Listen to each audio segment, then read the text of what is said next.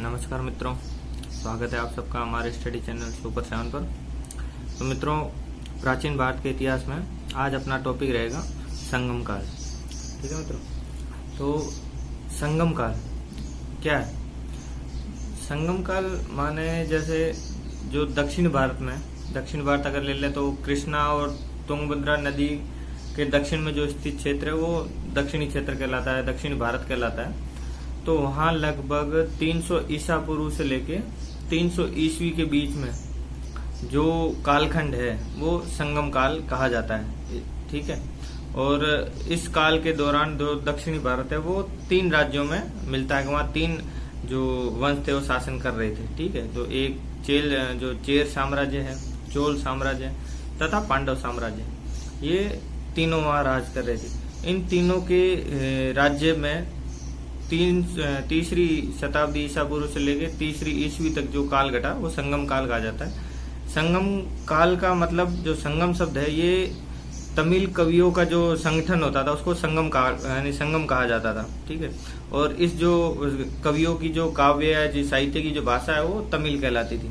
ठीक है, इस कारण इस काल को जो है मुख्यतः संगम काल नाम दिया गया। ठीक है, और ये जो संगम है जो यानी काल था, ये संगम काल में तमिल साहित्य की जो बहुत ज्यादा रचना हुई तथा ये जो इस संगम काल में 3 संगम मतलब जो तमिल कवियों का जो यानी आयोजन होता था, मतलब एक साथ इकट्ठे एक जगह होके अपने साहित्यों का आदान प्रदान होता था।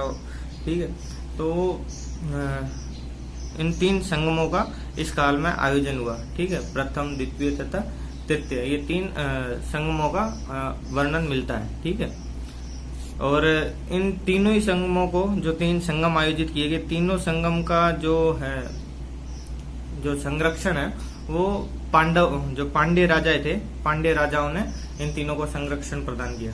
ठीक है, ये इनमें जो साहित्य के जो संगम काल में रचना है वो द्रविड़ साहित्य की जो शुरुआती है वो माने जाते हैं कि ये शुरुआती नमूने थे द्रविड़ साहित्य के। ठीक है, तो हम पढ़ेंगे जो 3 संगम आयोजित करवाए गए, उन 3 संगम के आयोजन के बारे में पढ़ेंगे। ठीक है, संगम काल में 3 मुख्य आयोजन हुए संगम साहित्य के लिए। जो प्रथम संगम का आयोजन हुआ वो मदुरई, ठीक है, वर्तमान मदुरई में तमिलनाडु में आयोजित हुआ।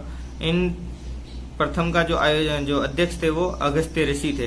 ठीक है, और अगस्त्य ऋषि को ही वैदिक संस्कृति को दक्षिण भारत में ले जाने का श्रेय दिया जाता है। ठीक है मित्रों, और यही एकमात्र संगम है जिसमें किसी पुस्तक की प्राप्ति नहीं हुई है, मतलब प्रथम संगम में कोई पुस्तक नहीं मिलती है।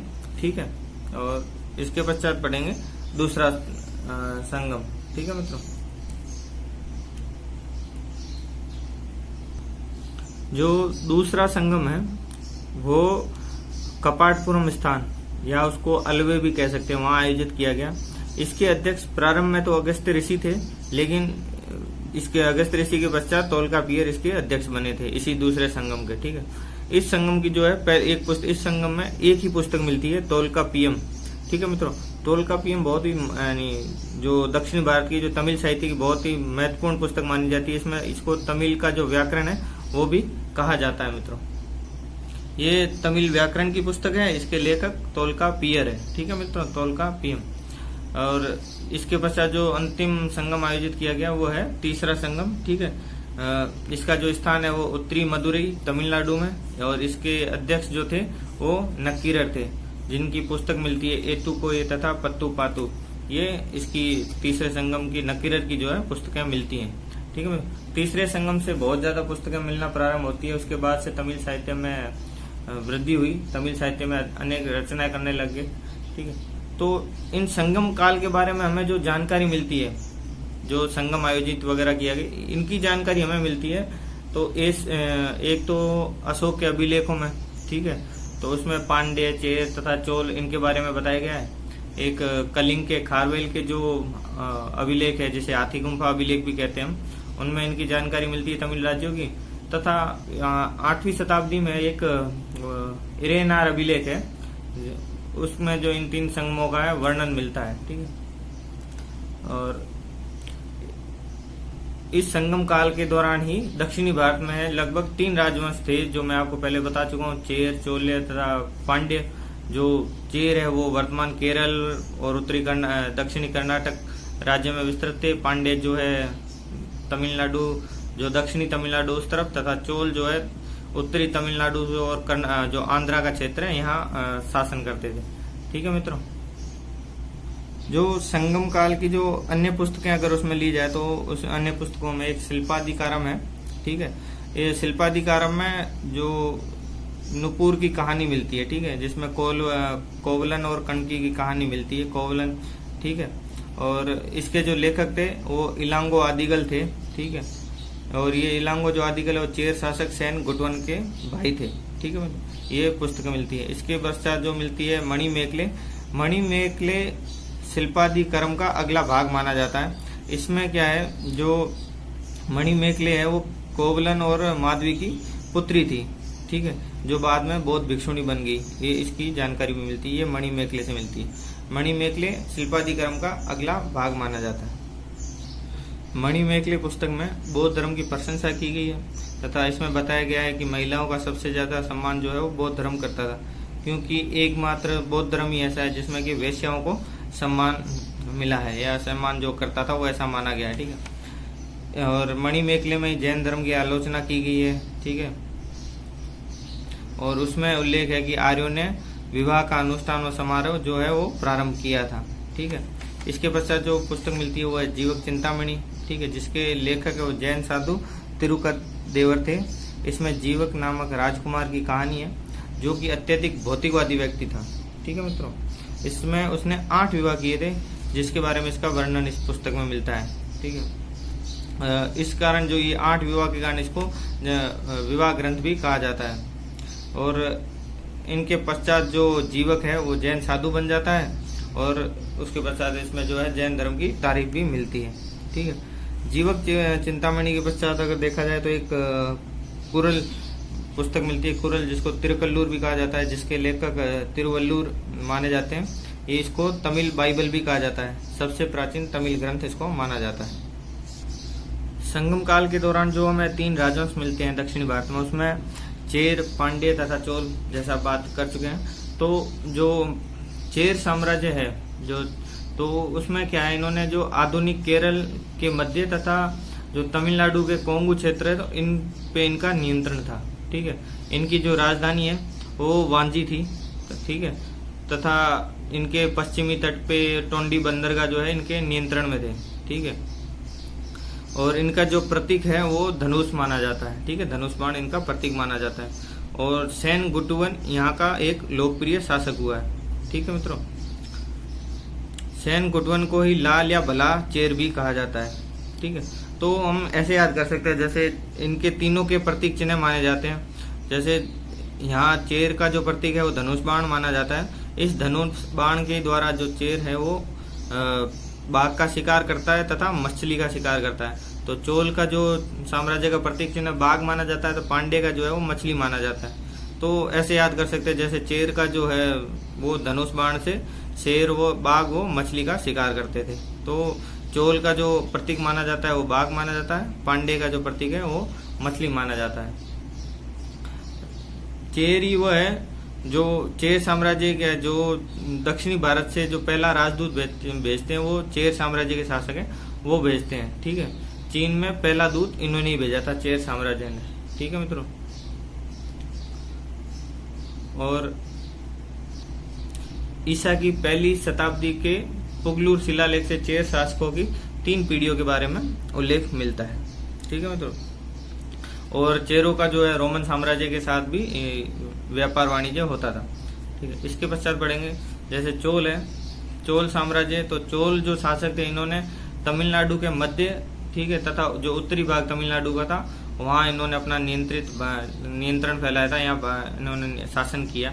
ठीक है, चोल का जो सबसे शक्तिशाली शासक है वो करिकाल माना जाता है।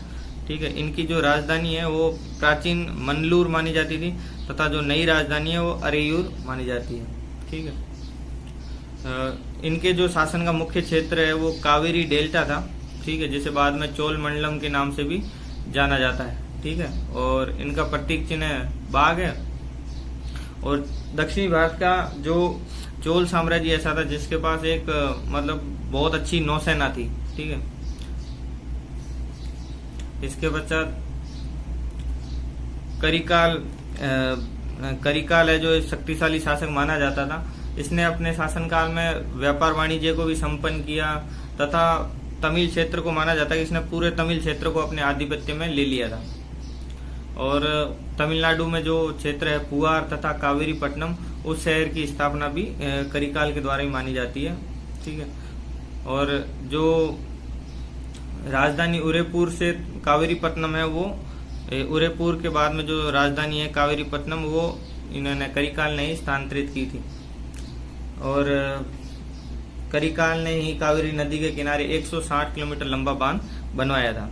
तो चोल शासकों के जो आगे के जो मुख्य शासकों के बारे में जो जानकारी वो हम विस्तृत चोल साम्राज्य के बारे में पढ़ेंगे। अभी हम नॉर्मल पांड्य साम्राज्य के बारे में पढ़ेंगे, ठीक है। चोल के पश्चात दो राज्य निकलता है, जो राजवंश था दक्षिणी भारत का, वो पांड्य माना जाता, ठीक है, जिन्होंने संगम काल जो तीनों संगम था उनको संरक्षण प्रदान किया था, ठीक है। इनकी जो प्रतीक चिन्ह है इनका वो मछली मानी जाती है। राजधानी इनकी मदुरई थी। पांड्य राज्य का जो सर्वप्रथम उल्लेख है वो ऐतरेय ब्राह्मण में मिलता है, ठीक है मित्रों। और रामायण और महाभारत में भी इसका उल्लेख मिलता है, ठीक है। मेगस्थनीज ने भी इनका उल्लेख किया है, ठीक है। और जो इनका उल्लेख किया है वो माबर के नाम से किया है। मेगस्थनीज के अनुसार यहाँ पर हेराक्ट की पुत्री का शासन था, ठीक है। और जो पांड्य राजा है वो मोतियों के लिए लोकप्रिय थे। पांड्य शासकों ने रोमन दरबार में अपना प्रतिनिधि भेजा था, जिसके पश्चात क्या रोमन सम्राट ने भी पांड्य दरबार में अपना प्रतिनिधि दल भेजा था, ठीक है। तो जो संगम साहित्य के अनुसार अगर माना जाए तो इनके पास एक नियमित सेना थी, ठीक है। पांड्य राज्य धनी था, समृद्ध था। इसमें जो पांड्य समाज में विधवाओं के साथ बहुत बुरा बर्ताव किया जाता था, ऐसा माना जाता है। जो राज्य में है इनके ब्राह्मणों का अधिक प्रभाव था जो पांड्य राजाओं में। तो इनमें जो माना जाता है कि जैसे ईसा के जो शुरुआती शताब्दी उनमें पांड्य राजा वैदिक यज्ञ भी करवाते थे। एक दक्षिण भारत में जनजाति मानी जाती थी कलब्रस, ठीक है, जिनके आक्रमण के साथ इनकी जो है शक्ति का क्षय हुआ ऐसा माना जाता है। और नलिव कोडन जो संगम युग का है वो अंतिम पांड्य शासक माना जाता है, ठीक है। नली कोडम, ठीक है, ये अंतिम शासक इनका माना जाता है। संगम काल के जो प्रमुख बंदरगाह अगर लिए जाए तो उसमें एक तोंडी, मुजरिस, पुहार, कावेरीपट्टनम, उरेयूर, ठीक है। जो मुजरिस बंदरगाह है वो चेर साम्राज्य में था, उरेयूर है वो चोल में तथा पुहार जो है वो पांड्य राजा में था। अल्लिका मोइडू वर्तमान पुडुचेरी में जो रोमन के सिक्के और वस्तु के सबसे ज्यादा प्रमाण मिलते हैं। जो इन सिक्कों में सबसे ज्यादा अगर मिलते हैं वो रोमन सम्राट जो अगस्टस और टाइबेरियस है उसके सबसे ज्यादा सिक्के मिलते हैं। संगम काल में रथ के साथ घोड़े की बजाय बैल जोते जाते थे, इसकी जानकारी भी मिलती है।